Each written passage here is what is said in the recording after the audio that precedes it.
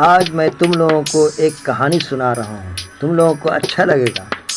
जब भी बुलबुल की माँ उससे पढ़ने को कहती, वो फ़ौरन कोई न कोई बहाना बनाकर कहती, माँ आज मैं बहुत थक गई हूँ।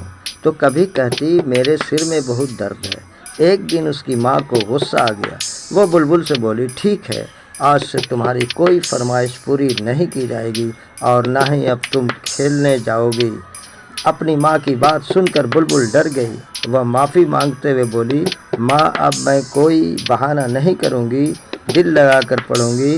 बुलबुल की माँ पहले तो अपनी बात पर अड़ी रही, लेकिन बार बार गिड़गिड़ाने पर उसने अपनी बेटी को माफ़ कर दिया।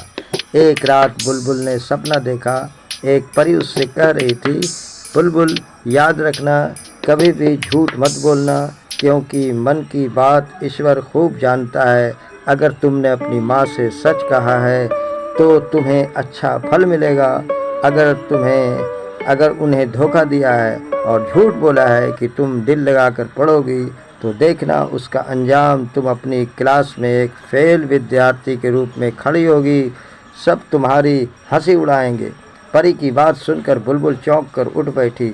वह दौड़कर अपनी माँ के पास जाकर उसके गले लिपट कर बोली, माँ क्या ये सच है कि झूठ बोलने का नतीजा बुरा होता है? उसकी माँ ने कहा, हाँ बेटी, एक झूठ 100 झूठ को जन्म देता है।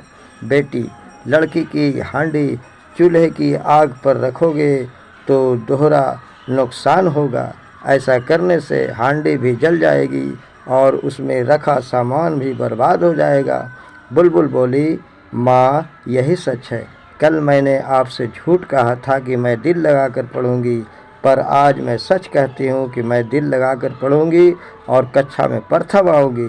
उस रात बुलबुल के सपने में फिर वही परी आई। वह बुलबुल से बोली, हमेशा याद रखना कि सच सालों बाद भी जिंदा रहता है। सत्य की सदा विजय होती है। सत्यमेव जयते। इसके बाद बुलबुल अपनी कक्षा में प्रथम आई थी। बच्चों, ये कहानी आप लोगों को कैसी लगी? आप लोग बताओ, मुझे बताओ। मैं आगे भी आप लोगों को इसी तरह की कहानियाँ सुनाऊंगा, मोटिवेशनल कहानियाँ। इसे सुनकर लोग तरक्की करेंगे।